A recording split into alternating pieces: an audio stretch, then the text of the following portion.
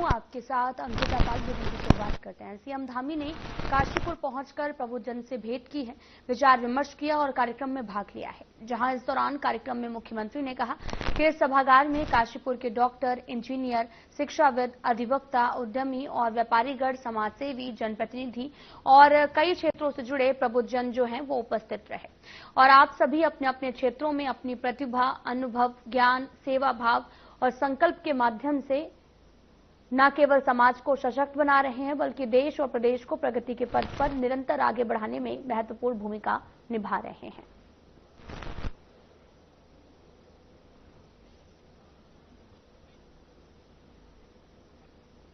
और यहाँ से एक अच्छी शुरुआत आज हुई है। प्रबुद्धजनों से संवाद हुआ है, सभी के विचार जाने हैं और सभी वर्गों के लोग उसमें डॉक्टर, इंजीनियर, उद्योग जगत, व्यापारी जगत, समाज के क्षेत्र में काम करने वाले, मीडिया जगत के लोग, समाज के प्रतिनिधिगण, जनप्रतिनिधिगण, व्यापारीगण, सभी ने अपनी अपनी बातें रखी हैं और ये संवाद इसलिए भी बहुत प्रासंगिक है कि ऐसे संवादों से समाज के अंदर जो चीजें चल रही होती हैं उनकी जानकारी मिलती है। सरकार को चलाने में, प्रशासन को चलाने में, नीतियों को बनाने में बहुत सहायता मिलती है। इसको हम राज्य के अंदर अन्य स्थानों पर भी इसको ऐसे बढ़ाएंगे।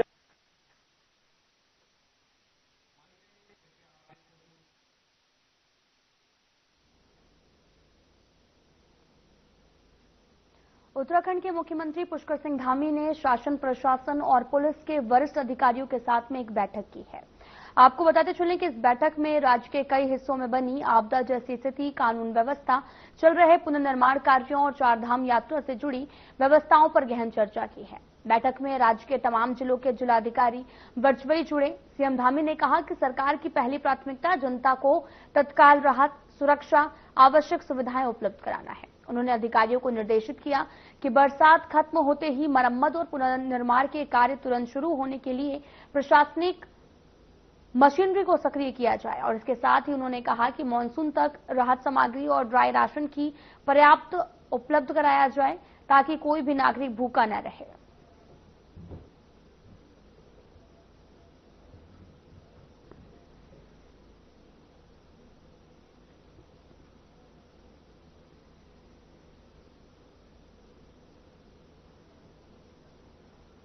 बीजेपी प्रधानमंत्री मोदी के जन्मदिन के उपलक्ष्य में पूरे देश और प्रदेश में सेवा पखवाड़ा का आयोजन करने जा रही है। प्रदेश महामंत्री आदित्य कोठारी ने मीडिया से बात करते हुए जानकारी दी कि आगामी 17 सितंबर से 2 अक्टूबर तक देश के साथ ही प्रदेश भर में सेवा पखवाड़ा मनाया जाएगा। साथ ही एक पौधा मां के नाम प्रोग्राम भी चलेगा और हर जिले में कई कार्यशालाओं का आयोजन भी किया जाएगा, जिसके जरिए प्रधानमंत्री द्वारा किए गए कार्यों को लोगों के बीच में रखने का काम किया जाएगा।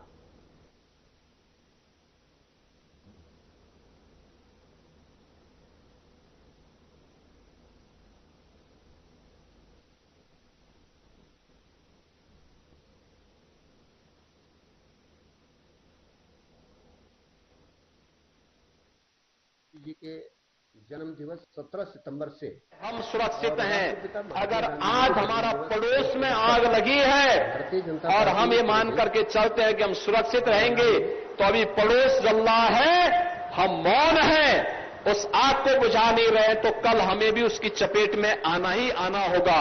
लेकिन हम लोग भूल गए, परिणाम क्या था? देश गुलाम हो गया। किसी भी प्रकार के भेदभाव को समाप्त करना,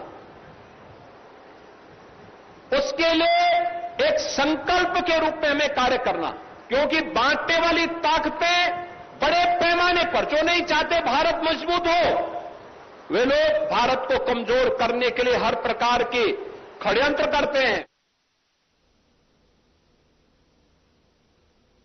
केंद्र सरकार की ओर से उत्तराखंड के आपदा प्रभावित क्षेत्रों के लिए गठित उच्च स्तरीय अंतर मंत्रालय केंद्रीय टीम IMCT का गठन किया गया। सोमवार को केंद्रीय टीम ने आपदा प्रभावित क्षेत्रों का दौरा कर स्थलीय निरीक्षण किया है। इसी कड़ी में टीम ने चमोली जनपद के आपदाग्रस्त क्षेत्रों का हवाई सर्वेक्षण भी किया है और थराली बाजार के भूस्खलन क्षेत्र का जायजा भी लिया। हवाई सर्वेक्षण के बाद में अंतर मंत्रालय की केंद्रीय टीम ने जिलाधिकारी चमोली संदीप तिवारी के साथ राजकीय पॉलिटेक्निक उलसारी में आपदा से हुए नुकसान के आकलन पर चर्चा की है।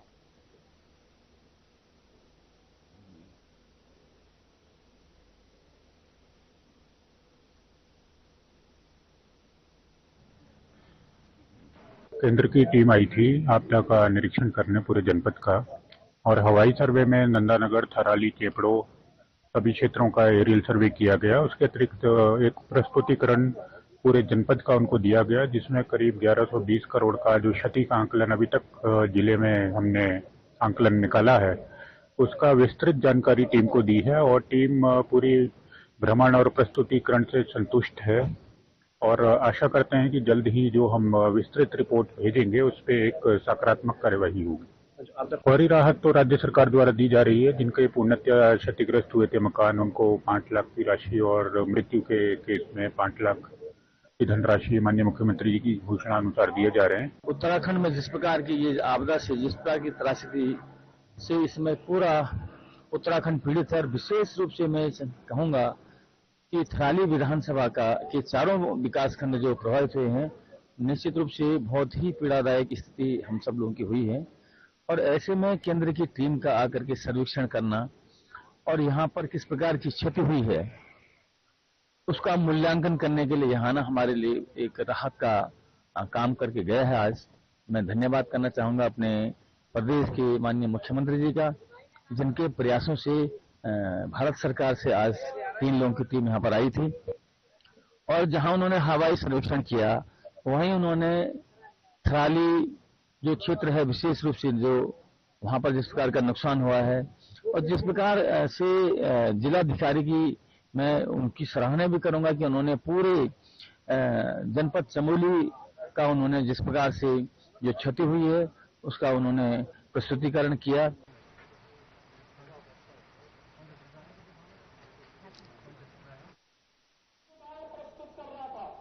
भारी बारिश के चलते अस्थायी रूप से रोकी गई उत्तराखंड की चारधाम यात्रा को दोबारा शुरू कर दिया गया है। आपको बताते चलें कि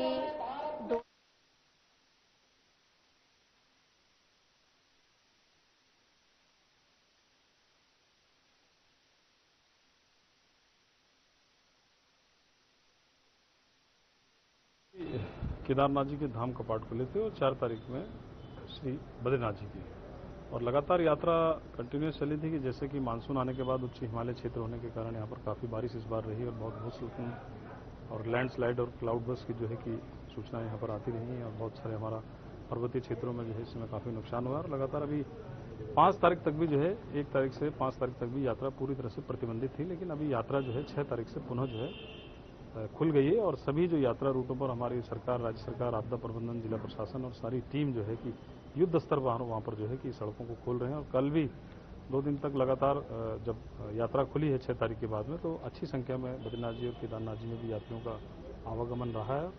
लगभग 27,70,000 के करीब तीर्थयात्रियों ने जो है कि केदारनाथ जी और बद्रीनाथ जी में दर्शन किए हैं।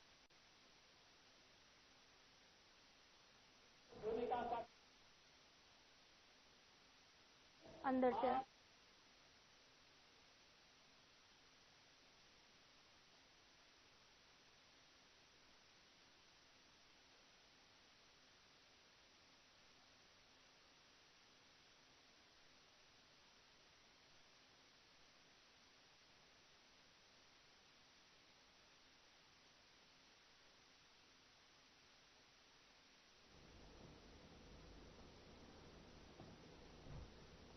भारी बारिश के चलते आपको बताते चलें कि अस्थायी रूप से रोकी गई उत्तराखंड की चारधाम यात्रा को लेकर यहां पर प्रशासन जो है वो मुस्तैद है। यात्रियों को काफी सुविधाएं जो हैं वो दी जा रही हैं।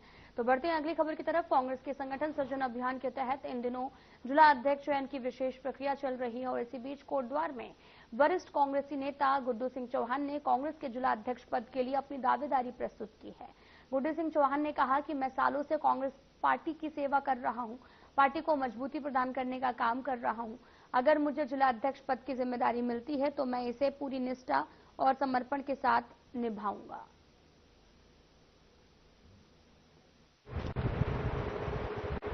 सृजन संगठन के तहत जो यहाँ पर ऑब्जर्वर आए थे, उनके सामने मैंने अपना बायोडाटा रखा और उनको ये कहा कि अगर पार्टी को उचित लगे तो जिलाध्यक्ष पद का मैं भी दावेदार हूं, कांग्रेस का पुराना सिपाही हूं और बहुत सालों से कई पदों पर रहा हूं कांग्रेस के।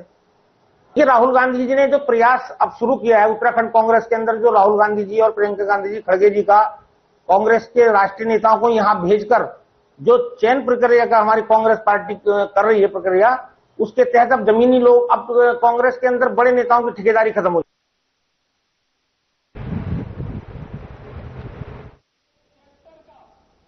बीजेपी के 7 बार के विधायक, पूर्व कैबिनेट मंत्री और बीजेपी के पूर्व प्रदेश अध्यक्ष बंशीधर भगत का हल्द्वानी कोतवाली के आगे सड़क पर धरने पर बैठना अब चर्चा का विषय बन गया है। जहां विपक्ष ने इसे सीधे पटरी से उतरी कानून व्यवस्था से जोड़ा है, तो वहीं बीजेपी विधायक इसे एक जनप्रतिनिधि का अधिकार बता रहे हैं, जिस पर बीजेपी के धर्मपुर विधायक विनोद चमोली का कहना है कि कई बार ऐसा मौका आ जाता है कि आपको तत्काल निर्णय लेना पड़ता है।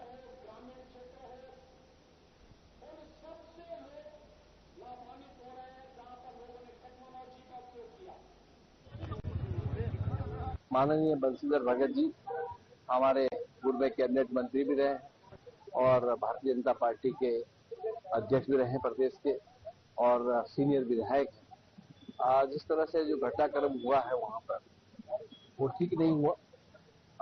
धरने से पहले ही कार्रवाई हो जानी चाहिए थी और इसका संज्ञान लिया है माननीय मुख्यमंत्री जी ने और तत्काल प्रभाव से जवाब तलब भी किए हैं। हमारे पार्षद जी 2 बार के पार्षद हैं, उपाध्यक्ष है हमारे, उनके साथ ऐसा मिसबिहेव कर रहे हैं, गाली तक दे दी पुलिस ने उनको। ये कोई बात है क्या?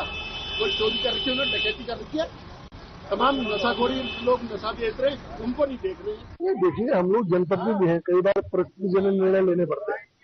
वह परिस्थितियां ऐसी बन गई थी कि उनको बैठना पड़ा और उसके बाद चीजें ठीक हो गई। तो अब हम लोग जनप्रतिनिधि हैं, कई बार इस तरह की परिस्थितियां बन जाती है, हमको त्वरित निर्णय लेने पड़ते हैं। उसके हिसाब से हम लोग कई बार इस तरह घटनाएं हो जाती है, लेकिन बाद में सारी व्यवस्था ठीक हो गई।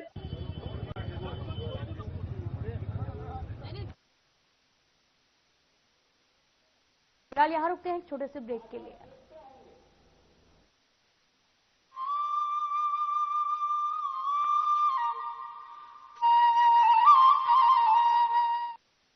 क्या रंग खिला, क्या रूप सजा, मैंने ही नहीं दुनिया ने कहा।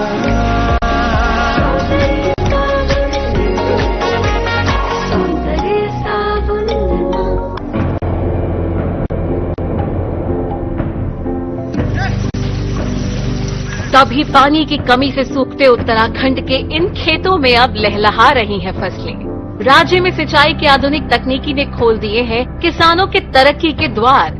इन सीढ़ीदार खेतों में प्राकृतिक स्रोतों के जरिए पानी पहुंचाना हमेशा चुनौतीपूर्ण रहा है, लेकिन उत्तराखंड सरकार की पहल से सोलर पंप लिफ्ट सिंचाई योजना निर्माण के जरिए पानी को खेतों तक पहुंचाना हो गया है बेहद आसान। लघु सिंचाई परियोजना के तहत सिंचाई के लिए बने सोलर वाटर लिफ्टिंग सिस्टम व अलग अलग तकनीकी से बनाए गए पानी के टैंकों ने पहाड़ की खेती किसानी को दिए हैं नए आयाम। सिंचाई होने से किसान बंजर पड़े खेतों पर नकदी फसलें उगाकर कर रहे हैं लाखों की कमाई। सौर ऊर्जा से चलने वाले पंपिंग सिस्टम से किसानों की बिजली पर निर्भरता भी हो गई है खत्म। सरकार का किसानों की आय दोगुना करने का संकल्प हो रहा है पूरा। हमारे गांव में सोलर लिफ्टिंग पंपिंग योजना शुरू की गई, जहां पर हमारे समस्त गांववासी पुरानी खेती झंगोरा मंडवा और गेहूं मक्की उस पे निर्भर थे। आज इस सोलर पंप लगने से पूरे गांव में सिंचाई पर्याप्त रूप से हुई और हमने यहां पर नकदी फसलों का कार्य शुरू किया, जहां पर हमने शिमला मिर्च, बीन्स और टमाटर लगाने शुरू करे।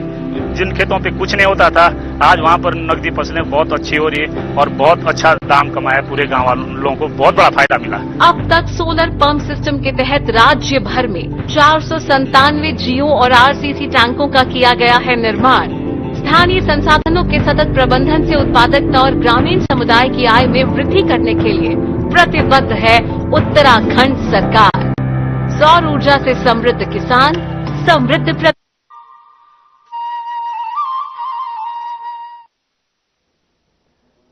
के बाद धन्यवाद, स्वागत है आप सभी का। तो सीधा आपको लिए चलते हैं देहरादून, जहां पर सीएम धामी पहुंच चुके हैं। दरअसल आपको बताते चलें कि यहां पर हिमालयन दिवस कार्यक्रम का आयोजन किया गया, जहां पर सीएम धामी पहुंचे। सक्रिय भागीदारी निभाएं।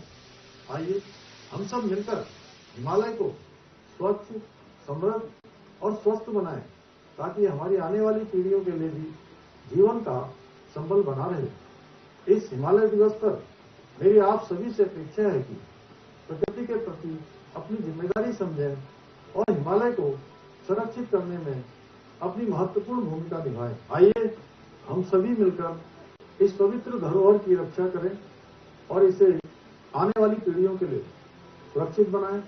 धन्यवाद। जय देवभूमि, जय उत्तराखंड। उत्तराखंड राज्य विज्ञान एवं प्रौद्योगिकी परिषद दिनांक 2 सितंबर 2025 को हिमालय दिवस के अवसर पर हिमालय दिवस सप्ताह प्रारंभ का शुभारंभ किया गया।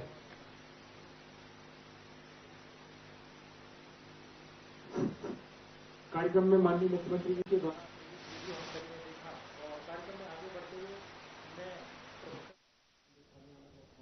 तो वहीं प्रधानमंत्री नरेंद्र मोदी ने देशवासियों से स्वदेशी अपनाने का आह्वान किया है। पीएम मोदी ने कहा कि भारत दुनिया की तीसरी सबसे बड़ी अर्थव्यवस्था बनने की राह पर है, इसलिए भारत को अपने आर्थिक हितों के प्रति सजग रहना होगा।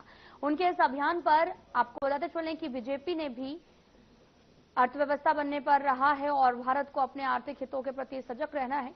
इस ओर जगह जगह लोगों को जागरूक भी किया गया। वहीं कांग्रेस ने भी इस पर कटाक्ष किया है, जहां पर एक तरफ बीजेपी का कहना है कि पहले राष्ट्रपिता महात्मा गांधी ने भी देशवासियों से स्वदेशी अपनाने का आह्वान किया था, वहीं अब कांग्रेस का कहना है कि कांग्रेस की नीतियों को बीजेपी अपना रही है और इसे भी बीजेपी सरकार में मेक इन इंडिया का नारा दिया था, उसका क्या हुआ।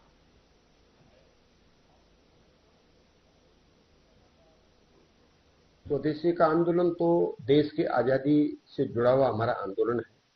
उस समय भी महात्मा गांधी जी ने चरखा चला करके खादी को प्रोत्साहित करने का काम किया और मैं भी इस बात को मानता हूं कि देश को आत्मनिर्भर बनने के लिए स्वदेशी बहुत आवश्यक है।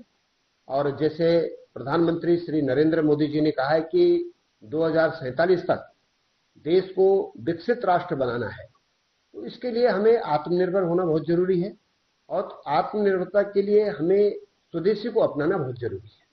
हमारे देश में वैज्ञानिकों की कमी नहीं है, हमारे देश में काम करने वालों की कोई कमी नहीं है, प्राकृतिक साधन और संसाधनों की कोई कमी नहीं है।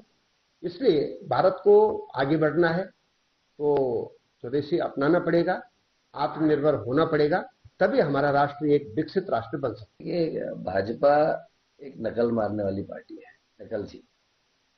कांग्रेस के सारे पुराने जितने भी हमारे एजेंडे थे या जिनको उनको उससे चुराने का काम। स्वदेशी अपनाओ तो कह रहे हैं, लेकिन ये तो बताएं कि पेटीएम चाइना का आपने अपनी मेट्रो की बोगियां बनाने का या ट्रेन की बोगियां बनाने का ठेका चाइना को दे रखा है।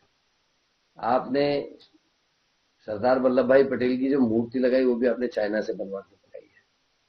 तो आप केवल पब्लिक के बीच में ऐसी बातें करके जिससे आप वोट हासिल करो, उसका कोई लाभ होने वाला नहीं है। आपको अपने चरित्र में उसको उतारना पड़ेगा।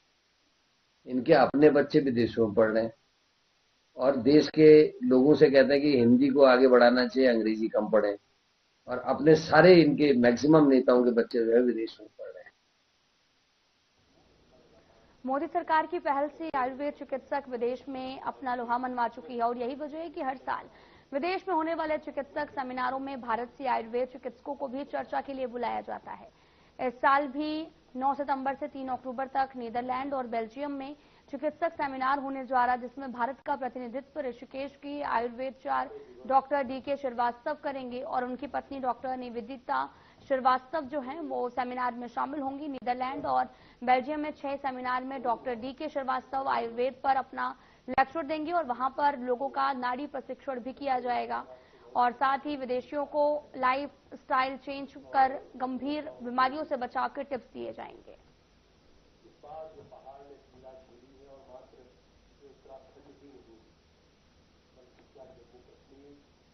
ऋषिकेश से, उत्तराखंड की भूमि से यूरोप के तरफ अपना इस वर्ष पुनः प्रस्थान कर रहा हूं आयुर्वेदिक वर्कशॉप के लिए जिसका आयोजन यूरोपियन एजुकेशन ऑफ आयुर्वेदा के कंट्री के लोग कर रहे हैं, जो पिछले 18 सालों से हो रहा है हमारे लिए। मैं वहाँ पे जाके भारत का प्रतिनिधित्व करते हुए आयुर्वेदा को कितना कारगर है किसी व्यक्ति के जीवन को शतायु बनाने के लिए, निरोगी बनाने के लिए और स्वस्थमय जीवन देने के लिए ये वर्कशॉप है, जिसमें 6 अलग अलग वर्कशॉप होंगे, बेल्जियम में, हॉलैंड, नीदरलैंड और फ्रांस में।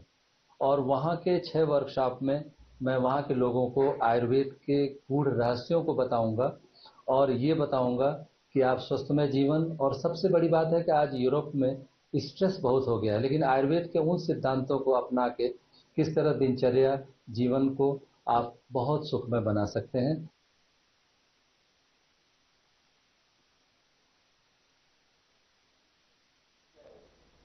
मुख्यमंत्री धामी की ओर से चलाए गए ऑपरेशन कालनेमी के तहत में अब तक प्रदेश में पुलिस ने 5500 से भी अधिक लोगों का सत्यापन किया है। साथ ही 1100 से भी अधिक ढोंगी और फर्जी लोगों के खिलाफ कानूनी कार्रवाई की गई, जिसकी सराहना करते हुए बीजेपी के प्रदेश प्रवक्ता हनी पाठक ने बताया कि मुख्यमंत्री धामी ने देवभूमि की गरिमा को बचाने के लिए कालनेमी ऑपरेशन जारी किया है और ये एक सराहनीय कदम है, जिसमें अब तक 2000 से ज्यादा लोगों पर कार्रवाई की जा चुकी है।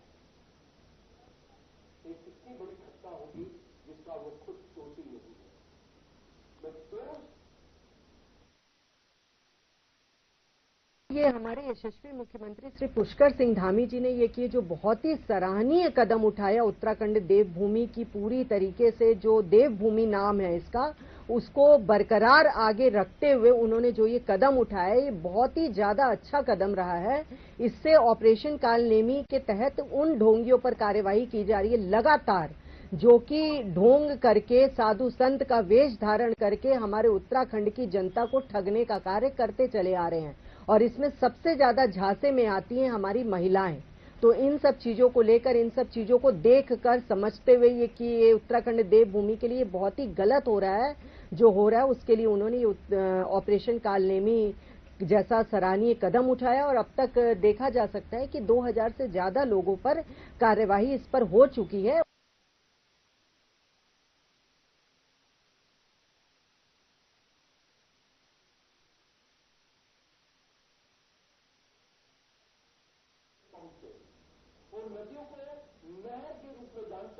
पर्वतीय राज्य उत्तराखंड को मानसून के चलते इस बार कई बड़ी आपदाओं का सामना करना पड़ा है। आपको बताते चलें कि यहां पर करीब 5700 करोड़ की राज्य सरकार द्वारा केंद्र सरकार से मुआवजे की मांग की गई। केंद्र सरकार ने क्षति का जायजा लेने के लिए अपनी सदस्य टीम को प्रदेश में भेजा है और जिसको लेकर सियासत भी शुरू हो गई है। विपक्षी पार्टी कांग्रेस की प्रदेश प्रवक्ता सुजाता पॉल ने बीजेपी पर आपदा को लेकर सवाल खड़े किए हैं। 5700 करोड़ रुपए के लिए कार्य किया जा रहा प्रदेश में आई आपदा मानव रचित है और बीजेपी रचित है। बीजेपी विकास के नाम पर जगह जगह पेड़ काट रही है, नदियों के साथ खिलवाड़ किया जा रहा।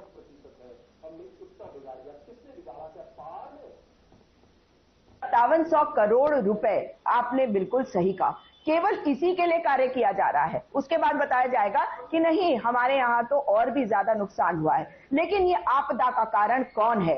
ये आपदा मानव रचित है, ये आपदा भाजपा रचित है। और भारतीय जनता पार्टी को ये बताना होगा कि हमारे पहाड़ों के साथ जो खिलवाड़ किया गया, जो हमारी नदियों के साथ खिलवाड़ किया गया,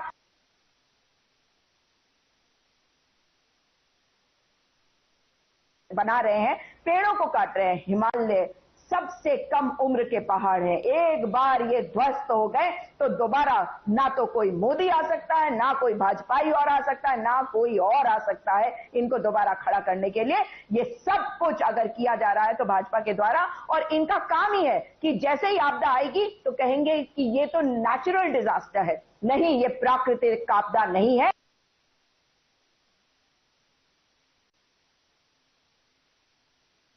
पड़ेगा। उत्तराखंड को अभी भीषण आपदा का सामना करना पड़ा, उसको लेकर हमारे मुख्यमंत्री श्री पुष्कर सिंह धामी जी गंभीर हैं। उन्होंने तुरंत जितनी उनसे धनराशि हो पाई अपने उसमें विशेषाधिकार से उन्होंने 5-5 लाख रुपए का मुआवजा भी दिया है और केंद्र को भी उन्होंने पूरी तरीके से बताया है कि अभी इतने करोड़ों का नुकसान हमारे उत्तराखंड में हुआ है और इतनी हम लोगों को केंद्र से मदद चाहिए। उसको लेकर केंद्र सरकार पूरी तरीके से संजीदगी दिखाते हुए आज पूरा यहाँ पर आकलन करने आई है और आकलन करके वो पूरा हिसाब किताब लगाएंगे कि कितना नुकसान हुआ है, कितनी कैसे उसकी भरपाई की जाएगी। इन सब चीजों को देखते हुए आज उनका पूरा सर्वे है और उसके बाद जो निकल कर आएगा निश्चित तौर पर केंद्र सरकार समय समय पर जिस प्रकार से उत्तराखंड को हर विषम परिस्थिति में अपना योगदान देती चली आ रही है और इस बार भी निश्चित तौर पर उत्तराखंड की जनता के लिए, उत्तराखंड देवभूमि के लिए केंद्र सरकार हर।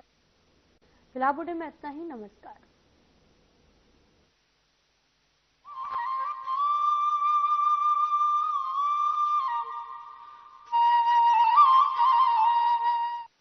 क्या रंग खिला